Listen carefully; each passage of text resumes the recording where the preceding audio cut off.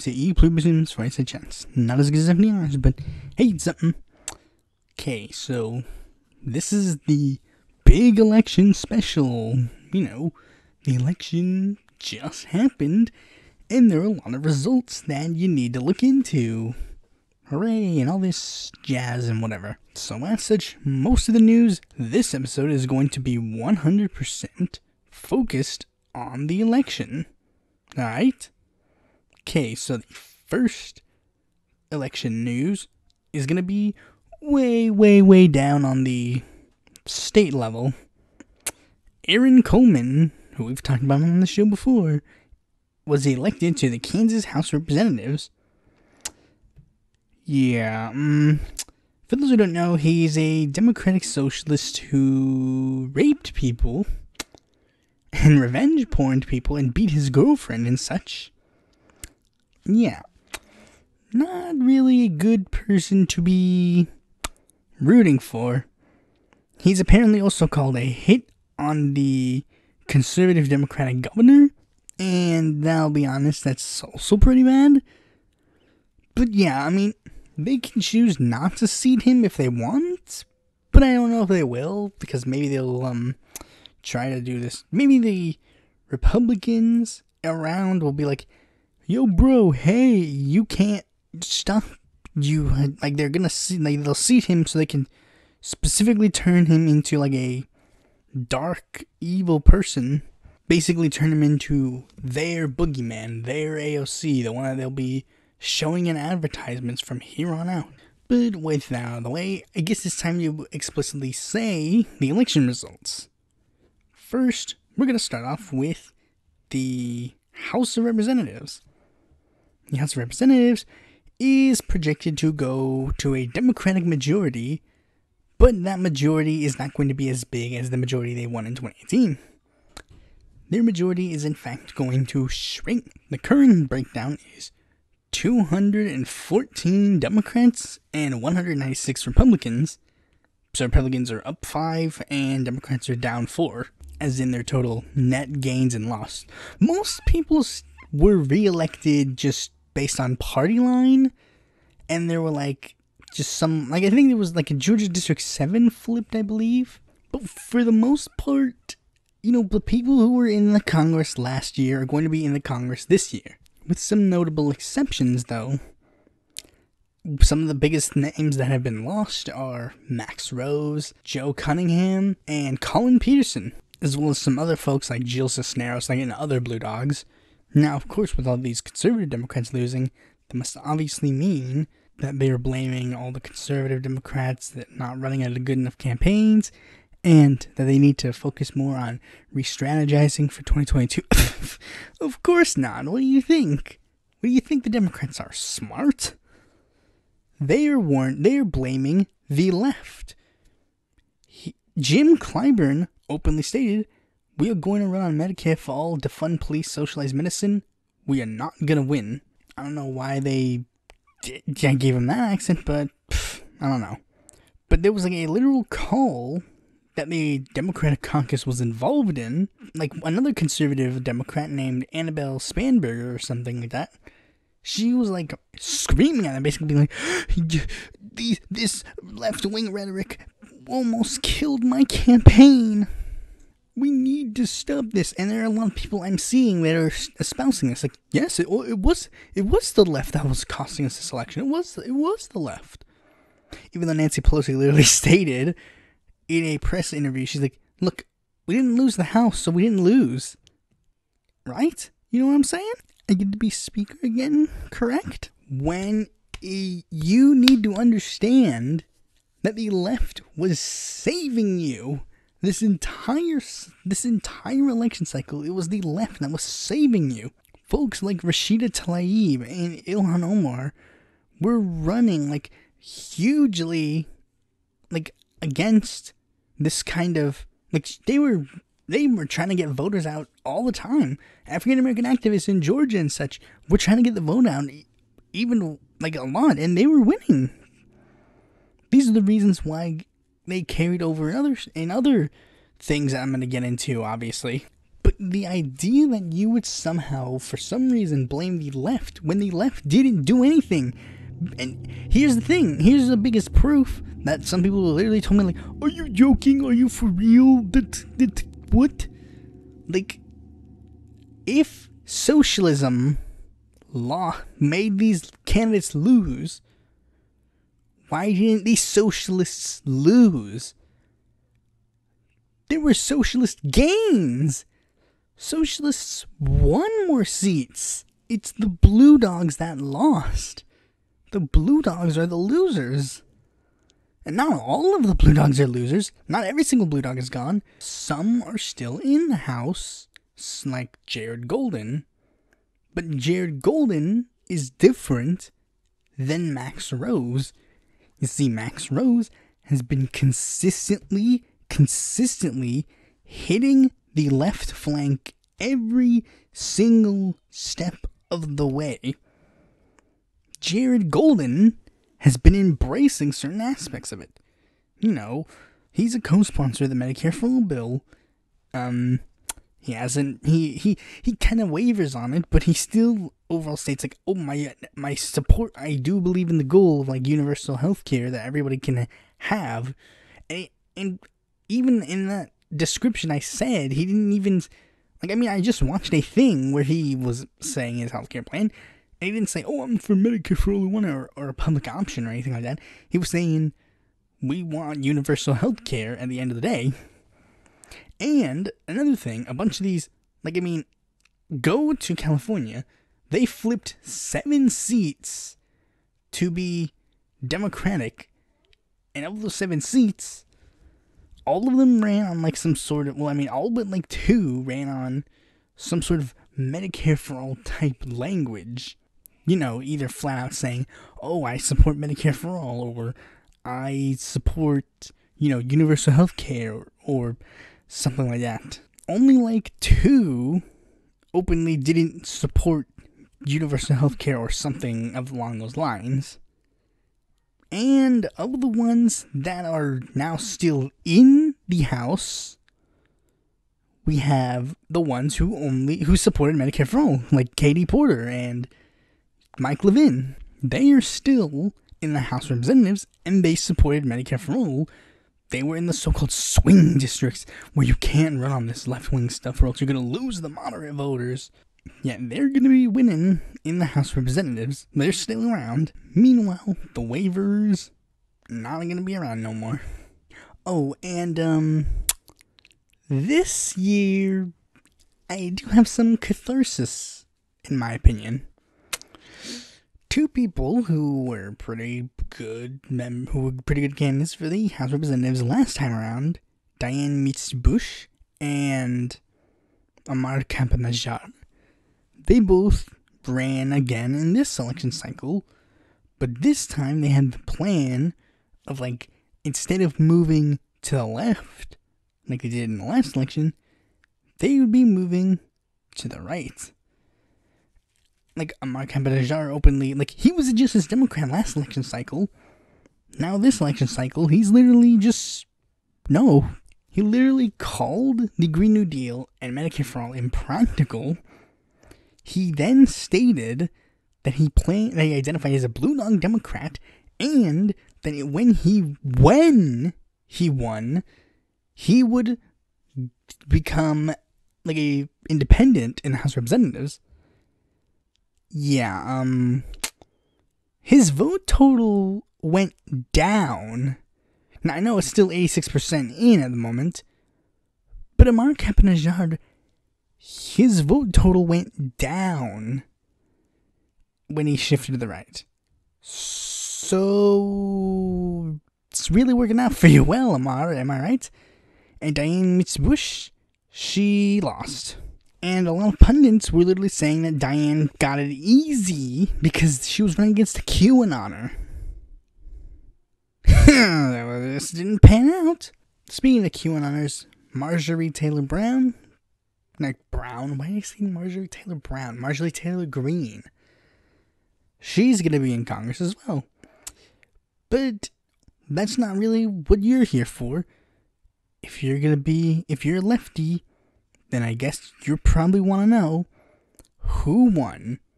Who is moving forward with us to the next Congress? I'll be honest, we didn't make too many gains. The squad doubled, I guess. That's pretty much it, really. Like Cori Bush, she got elected. Mondaire Jones, he got elected. Jamal Bowman, he got elected. Marie Newman, and the one that nobody cares about, Teresa Liga Fernandez, got elected. That's pretty much it.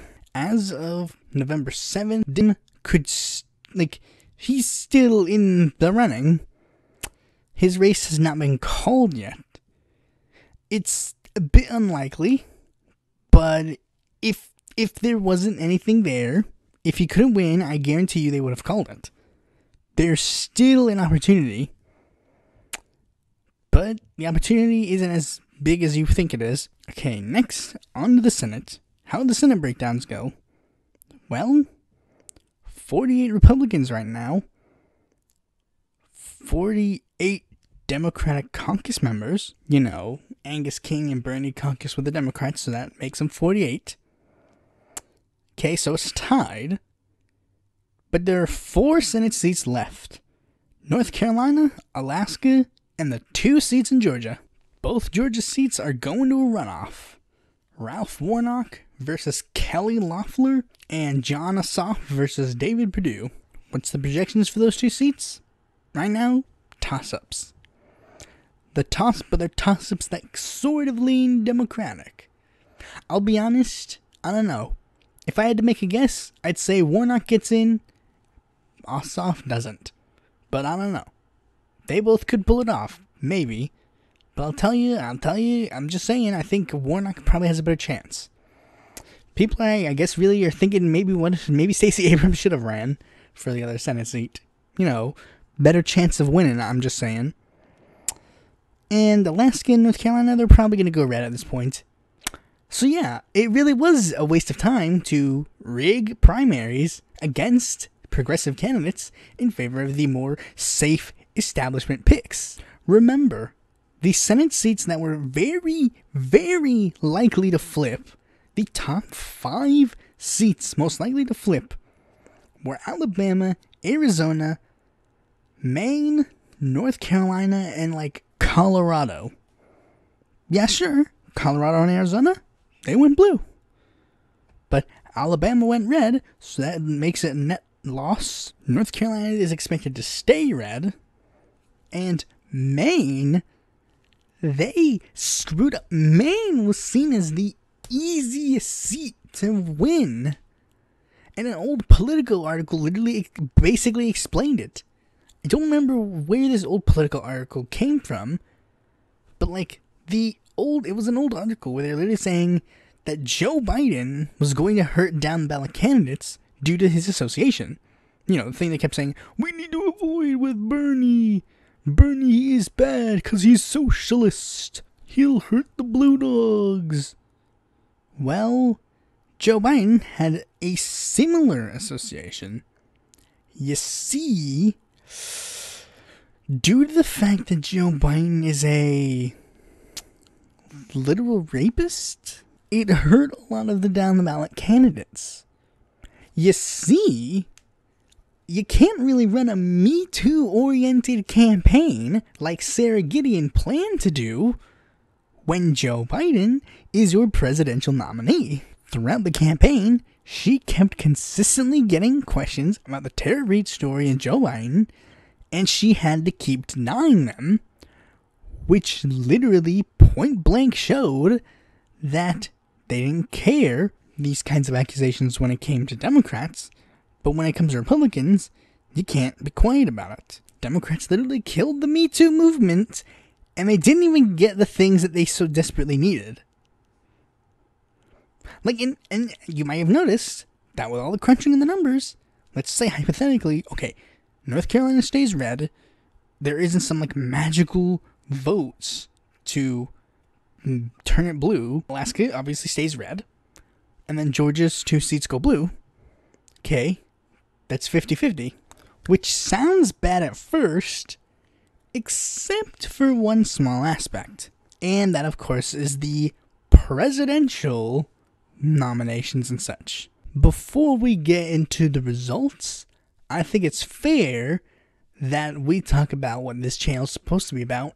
Minor parties. I'll be honest, they didn't do so hot. And I don't really necessarily blame them. It was expected that they weren't going to do so hot because this election cycle was literally like a referendum recall. Like, for example, in 2000, everybody was all in on voting third party. But then in 2004, third party votes went down because of that whole spoiler-nator controversy. And the idea of pretty much saying, like, look, it doesn't matter who the opponent is, we just need to get rid of George W. Bush. Hardcore third-party supporters who were, like, really into third parties, you know, like Jesse Ventura even openly tried to get Kerry to be the president.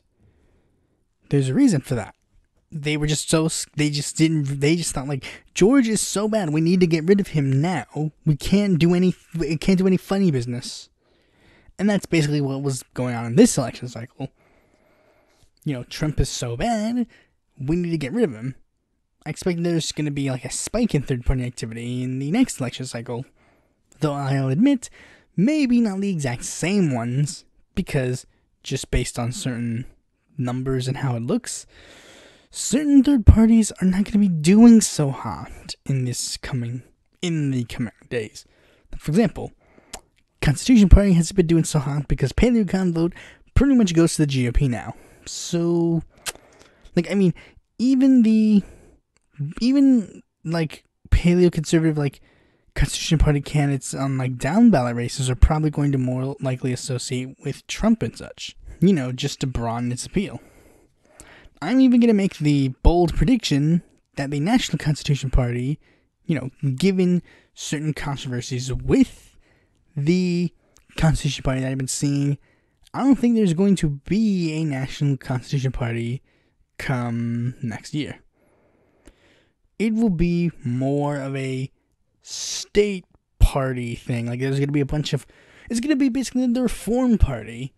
The Reform Party, they sort of had autonomy with their state parties, and the state parties pretty much went in their own direction. I have a feeling the Constitution Party is probably going to go in that direction. You know, the Constitution Party on the national level will be completely gone, but each state will have their own Constitution Party, and then those Constitution Parties will kind of go in their own direction based on what their state needs or something. Okay, so the Green Party is also, I don't know.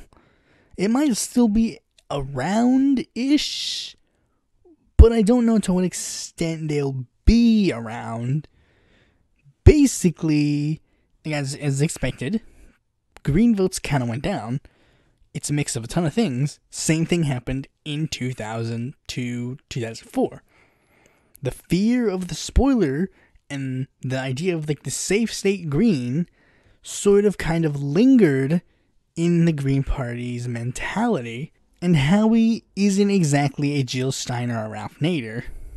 Like, and again, just based on the times, the way things were in 2016 are a bit different than 2020. You see, in 2016, there was, like, the risk of voting for Trump was still kind of like, well, it might be pleasantly surprised. He seems like an interesting wild card. But now that you've actually seen how he governs, they don't want to play that game and they don't want to risk it. And will the Greens be around in 2024? I don't know. I'm not entirely sure. Because the Greens, everybody and their mom's been saying it. The Greens haven't necessarily been the most well-run third party. And this cycle has done a number to show maybe there might not be enough. But basically, I don't know if the Green Party will be sticking around for the next election cycle, especially considering the idea of the People's Party is starting to pick up momentum. Like, and here's the thing: I know there are some hardcore, like, Green Enter folks that are probably going to be in the chat, like in the comments or whatever. I will 100% debate you on MPP versus Green Enter, because 100% moving for People's Party probably has way more credibility than the Green Party. And here's why. Green Party's been around for 20 years. It has Jack. MPP is they have an excuse for not having Jack right now because the party hasn't officially begun yet. They're still the movement for People's Party. Now, I agree, maybe they should stop being the movement for People's Party and actually become the People's Party. But, like I said, they have an excuse for not having that many elected officials at all. They have an excuse for that. What's the Greens' excuse? They even had 20 years to do something. MPP literally told me point blank during the beginning. I asked them, what makes you different than the Greens? They said the Greens don't have a base. We're using this time to build the base so that when 2024 arrives, we're ready. And one of the names that they've already floated around for a potential presidential nominee is probably at this point way more famous than half of the Green Party's nominees. So yeah, Greens, you were fun while you lasted, but I don't think you're going to be around anymore. Maybe I'll wait around to see if you die before I make a revamp of my video on the Green Party. And the Libertarian Party, they just chuck it along. They have a loyal following, the diehard Ayn Rand supporters. They have a following. There's not much I could say in regards to them. I guarantee you that the Libertarian Socialist Wing, I don't know what they did. Maybe they just went to Howie, or I don't know. Or they probably just stayed with Joe. I don't know.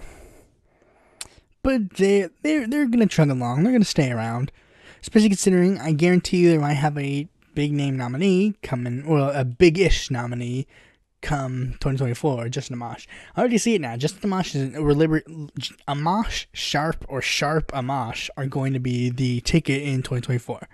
Kanye didn't do as hot as everybody kept pretending that he would. In fact, Rocky De La Fuente and Gloria La Riva are currently beating him, so that's not much I gotta say about third parties, really. They didn't do so hot. But again, given the circumstances, I don't really blame them. Okay, now that we're done about that, let's finally get into the Electoral College results. With 290 electoral votes thus far, Joe Biden as the next president of the United States. And it's expected that he's going to win Georgia. Now, here's the thing. Did Joe Biden do this? No. Like I said before, this isn't Joe Biden. Joe Biden did not win. Donald Trump lost. And it had absolutely nothing to do with Joe Biden. Nobody cared about the fact that Joe Biden was running for president. They cared that there was someone going to run to defeat Donald. And it was due to activists. And, like I said, it's due to activists that Joe actually managed to win. It was Ilhan and Rashida and Bernie and Stacey Abrams and the likes of them. They were the ones on the streets getting people to vote. If it weren't for Stacey and her, big, get out the vote Georgia thing, Georgia wouldn't be blue right now. Getting people registered, getting people to vote. If it wasn't for Rashida and Ilhan, campaigning aggressively in Michigan and Minnesota, they wouldn't, those states would have still probably went red. It's them who got the vote out. Joe Biden didn't do jack. Kamala didn't do jack either. If those guys weren't there, they wouldn't be winning.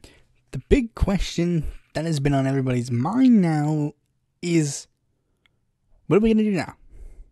Okay, left is growing a little bit in the House of Representatives. Senate Democrats might get tied with the addition of Kamala. So, there might be something there. We just don't know what. What's the plan? Well, I've been hearing there's some interesting plans out there.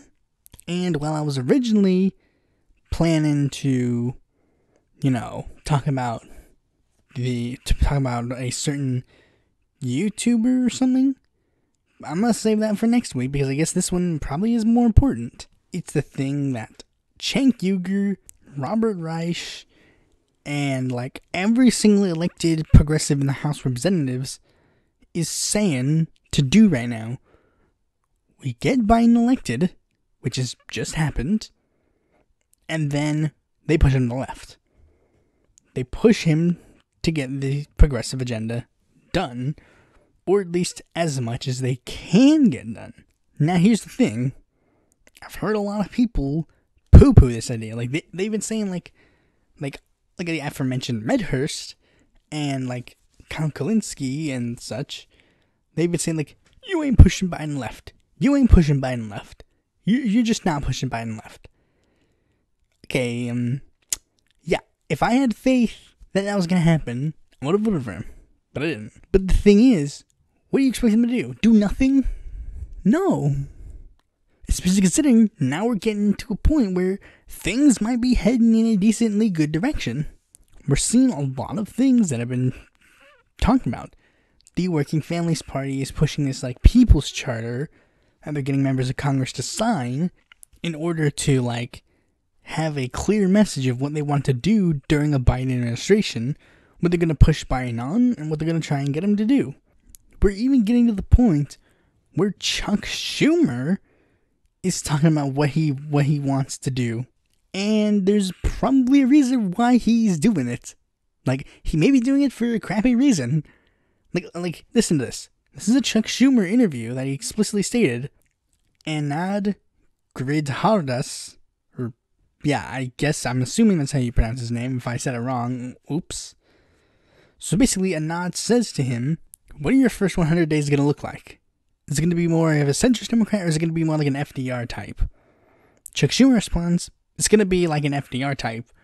We're going to try and push an aggressive climate change agenda that takes into account working people, racial injustice, wealth inequality with the minimum wage, trying to push some sort of like wealth inequality thing, immigration reform, democracy reform, and he's basically trying to rile up the activists with another quote in there. There's one quote where they literally say like, this is a very, very big plan, sir. He says, but the first thing we gotta do is we gotta win the majority. If we don't get the majority, it ain't gonna work. Now, there's a reason why Chuck is doing this. He may have some good intentions, I'm not gonna lie. But, I mean, it is pretty clear he's trying to stave off a sort of left-wing challenge from someone like an AOC type. He might still get it. I mean, he probably will still get it, but, I mean, I don't know. It might not be an AOC, it might be like a Zephyr Teachout. But with that in mind, I guess it's fair for us to say, like, again, I was going to do a video about Medhurst, but I guess I decided to do something else. I'm going to be looking at, what can we do? What are we going to do? What's the plans for everybody? I'm going to lay it down. Okay, so one of the biggest things that we need to do is the left needs to unite. If we're even going to think about, doing something to Joe, we need to unite. We see this all the time on the internet. The left and the left basically go, hey, you're endorsing Joe Biden, you stink. You're terrible. How dare you? Like, they literally say that AOC endorsing Joe Biden literally means that she is a turncoat and secretly a mole in Bernie's campaign. Literally, Grumpy Bernie Sanders literally said that. Like, he 100% actually said, I heard there were some moles in the Bernie campaign. It looks like AOC may be one of them. Being the ever so intelligent, unknown person that he is, the super hardcore leftist that frequently bashes socialists all the time, Tulsi Stan he is, being intelligent, very smart indeed, my friend. See, I guess that's one of the biggest problems with the uniting of the left strategy that we all keep saying we want, but the truth is we don't. We keep trying to say like, oh, we need to unite the left. But that's the thing. When we try to unite the left, who would we mean? do we include the people like Toll stands and Yang stands, even though they openly state they're not leftists? And then they keep saying, no, we are leftists. We're just different types of leftists. You know, like those guys who say, oh, I'm a libertarian leftist, which is why I absolutely support Joe Jorgensen and hate Howie Hawkins, because as a socialist, he's an authoritarian, and I'm against authoritarianism, and if you call yourself a libertarian leftist, you can't be a socialist. Am I right? Am I right, Noam Chomsky? Like, do they get to be part of the united left or not? And when we say you, like, again, like, do like those guys count as left at all? Because some do, some don't. And then when we try to unite the other people in the left, they might want to take over the movement for their own political gain. Like, I look into left parties all the time. That's 100% what happens. A leftist group will be like, I want to spread specifically Trotskyism or communism or whatever. They can't be just for the broad left movement. They have to specifically go for being like this specific tendency. Like the PSL frequently does. The NSF Wonks podcast mentioned, like, they talked to some PSL people, and the PSL people, the first thing they opened with was, what's your tendency? Basically meaning, what form of leftist are you? And here's the thing some folks need to realize. The PSL folks, they 100% gotta realize this. Not everybody's for the proletariat revolution. I'm sorry to all you further left people in the audience. They don't care. People broadly do not care about a proletariat workers-led revolution against the bourgeoisie that may put bread on their table in like 10 years. But right now, there's no resources to do it, ergo, it's not happening. The only thing they want is the ability to just live their lives, eat, sleep, poop, you know, have some fun times. They just want to do that. Not really into the broader left movement. Not into communism. Not into socialism. They'll take they'll like, again, and this is a common thing that you'll see. They'll take the ideas, but they'll throw away the label. That's what Upton Sinclair did in the 1936 California gubernatorial election. He didn't run on socialism. He ran on end poverty in California. Because end poverty in California, people can agree 100%, we want to end poverty. Am I right? That's what you gotta do. You gotta broaden your message. Broaden your message. And that's what people like Bernie and AOC and the rest of the people who get elected, they understand this. They understand not everybody's in to the super class revolution. Look at, like everybody keeps saying, like, look at Bernie 20 years ago, look at Bernie today. This is so different, and this is why he fell. No, because as a government official, he understands what can work and what can't work. When he was running for, like, House Representatives in, like, 1974 or something, he was going nowhere because he was, like, this super far-left socialist that, like, had specific ideas in play.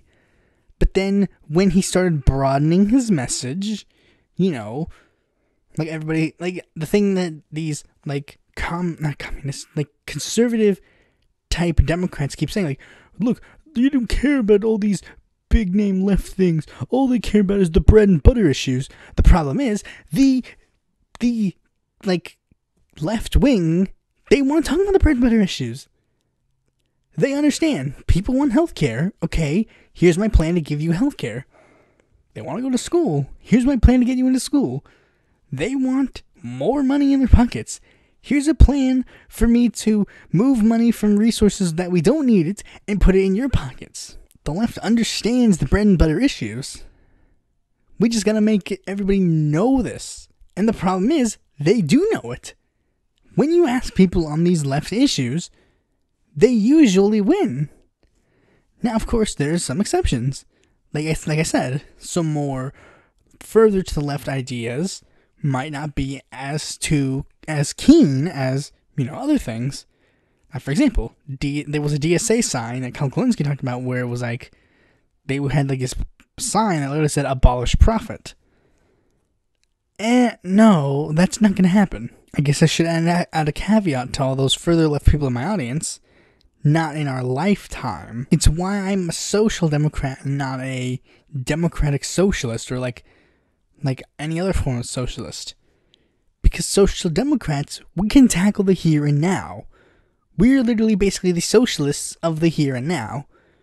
We're not going to be able to form, again, no class revolution is coming in 2020, 2021, 2022, 2023, 2024, 2025, 2026, 2027, 2028, 2029, 2030, whatever. It's not happening. 2050, maybe, but that's not. We gotta make sure we live to get to that point. That's what you need to do. And there are and the congressional progressives, they do get it. Sometimes to their downfall, where they kind of try to appeal to the more lib types on their terms, which leads me to my second point. I like the idea of broadening your message. That is true. But you also have to stand your ground. The reason why leftists do have problems is that sometimes they stand their ground a little too much. But we do need to stand our ground when need be. And it looks like that might be happening with a couple of things. The Congressional Progressive Caucus, I mentioned in the previous video, is starting to reform so that they can literally be more streamlined. And it will involve removing members of the caucus that are not too keen on their agenda. It will include, one chair so that they won't be able to go behind the back of the other chair to, woo them over. As Mark Pecan put it, they'd negotiate with Pramila, but then not have Mark at the table. And then when Mark pointed out disagreements, Pramila would have already been on board, so the caucus would be divided. And sometimes vice versa. Because again, they don't agree 100%. And that's the thing. But they do gotta agree to stand their ground when need be. It looks like that might be the case. And one other thing, and everybody seems to be pointing this out, but it might seem scary to do, but it's still something worth doing. Congressional progressives need to grow more backbone and try for leadership positions. It's time. Since the CPC is already starting to do their reforms, it's time to start aiming for some higher positions. And the biggest position out there that everybody's been paying attention to is Speaker. Nancy Pelosi's already announced that she's going to be trying to run again for Speaker. It's time for someone to run against her. Now, I know there are a lot of people who might be saying, who would be the perfect person to run for Speaker? Maybe we should have Roe. Maybe we should have AOC. Maybe we should have Barbara Lee. Nah. There's one person who I think I know who it's going to be. I have a feeling. I don't know if he's that risky. But I'm just going to say this. And this might make you happy or might make you sad. But this might be the person. Remember, Mark Pecan recently resigned from being the Congressional Progressive Caucus co-chair so that Pramila can run the caucus by herself. So that means he's free. Just saying. I'd be down. There's some other people that could be better. But, honestly, Mark is probably the best bet we have that actually seems might be interested in the seat. I don't know. And another thing is this. Perfecting the inside-outside strategy. We need to perfect this strategy. It's a strategy that we have always used forever. Progressives have always been using the strategy inside-outside. Sometime and depending on what you're saying, depending on the time period, depending on whatever, The inside and outside is different. Basically, the idea is the inside is working through the two-party system to try and push through your goals, and the outside is everything but. Protests, union activism, third parties, that kind of stuff. The inside-outside strategy, the two-pronged strategy. People have always tried to run on the strategy, and it's had mixed results at best. People's Party and Democrats, they sort of had an inside-outside strategy going on, and that reformed the Democratic Party pretty decently. During the 1980s, Lenora Fulani and the New Alliance Party, they had an inside-outside strategy with Jesse Jackson. Support him now, then support us if he loses. Unions and all these other activist groups have always had this sort of we're in the streets, but we also in the polls. We need to perfect this strategy, because if we don't, at the end of the day, nothing will happen. Because that's the truth. Especially considering Joe Biden. Joe Biden, he's not running for a second term, 100%. He's not running for a second term. So he doesn't have to try and earn your vote again. But the eventual Democratic nominee, presumably Kamala, does do the thing that the Black Lives Matter protesters did to Jacob Frey. Tell him, support what we want, and if you don't, you see all these people in the streets, guess where we're going to be going come next election cycle. In my opinion, which is backed by just very loose-ish facts, I guess, that's the ultimate failure of Occupy. Occupy, you had all those people stand around, do the protests, but what happened? Did they all rush to support some sort of Democratic insurgency campaign against Barack Obama? Nah. Did they all unite to support someone like Rocky Anderson or Jill Stein? No. Well, then what did they do? They protested, and they hoped someone would listen to them. But since there wasn't any threat to them, they didn't win. There was no threat to the establishment. And as such, they completely ignored you. And you can also accomplish this by electing like-minded politicians. Because remember, in 2012, how many like-minded politicians in regards to Occupy were there even in office? Bernie, Kucinich, Pete DeFazio, and maybe Alan Grayson. Then there was Barbara Lee and Raul Grijalva, but they weren't going to be as loud as those three that I mentioned earlier. That's pretty much it. That was pretty much it. All of that, really. The cries of the protests fell on deaf ears. They didn't know. They didn't care. They, again, really. Obama didn't care. Were they going to vote for him anyways? Probably. Or were they not going to vote at all? That doesn't affect the results for Obama. As long as he can get the people who were going to vote for him, it doesn't matter. And that's just what would happen if you do the protests, but don't have the threat of a person to run. For example, in Mexico, I keep mentioning, Mexico and all their politics, but they had the Yo Soy 132 movement. Large group of college kids who were angry and wanted to do something about it.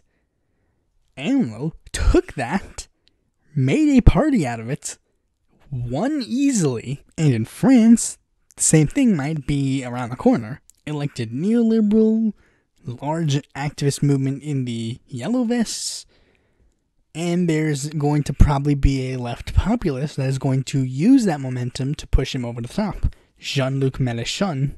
We can take a book from their pages and translate that to the United States. You have to do both. It can't be one or the other. It has to be both. When you take that momentum, and then clean house. I've already proposed the idea. Progressive deluge. Might be, I don't know if I'm going to write one for the House of Representatives, because that's probably way too long. But the same idea applies. And we need to get these big name progressives to unite behind them. Bernie said it in a recent video that he did. He's going to be back in some, House challengers and like Senate challengers in 2022, just to make sure things are going as well as they need it to be. And that's good. I'm 100% down for it. He didn't endorse that many House and Senate challengers in 2016. 2018, he endorsed a little more. 2020, he endorsed a little bit more. Now, it's 2022, he's going to probably be endorsing a lot. He needs to endorse a lot more people. My guess is that he was holding back because he knew, I'm seeking the presidency. And then, even when he dropped out, he didn't want to kill the movement.